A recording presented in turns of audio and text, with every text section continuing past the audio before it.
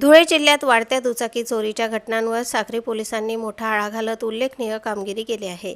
Sakri police ठाण्याच्या पथकाने दुचाकी चोरी करणाऱ्या टोळीचा पर्दाफाश करत तब्बल 18 चोरीच्या मोटरसायकली जप्त केल्या। या वाहनांची एकूण किंमत सुमारे 7,45,000 रुपये असल्याची माहिती समोर आली आहे। या कारवाईत 3 आरोपींसह एका विधी संघर्षग्रस्त बालकाला ताब्यात घेण्यात आले असून त्यांच्या चौकशीत अनेक धक्कादायक खुलासे झाले आहेत। साक्री पोलीस ठाण्यात दाखल झालेल्या मोटरसायकल चोरीच्या गुन्ह्यांच्या तपासादरम्यान पोलिसांनी संशयितांना ताब्यात घेतले। चौकशीत त्यांनी साक्री व परिसरातून दुचाकी चोरी करून विविध ठिकाणी लपवून ठेवल्याची कबुली दिली। त्यानंतर पोलिसांनी विशेष शोध मोहीम राबवत 18 दुचाकी हस्तगत केल्या। या कारवाईमुळे साक्री पोलीस ठाण्यात दाखल असलेल्या तब्बल 9 मोटरसायकल चोरीच्या गुन्ह्यांची उकल झाली आहे। पोलीस अधीक्षक विशाल आनंद यांच्या मार्गदर्शनाखाली ही कारवाई करण्यात आली। पोलीस निरीक्षक दीपक वळवी यांच्या नेतृत्वाखालील पथकाने ही यशस्वी मोहीम पार पाडली।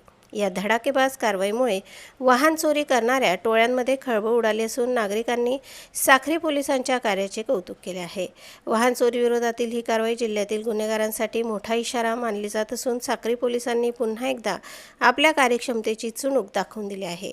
प्रतिनिधी संगपाल मोरे आणि वृत्तनिवेदिका सीमा पाटीलसह स्वराज्य न्यूज साक्री।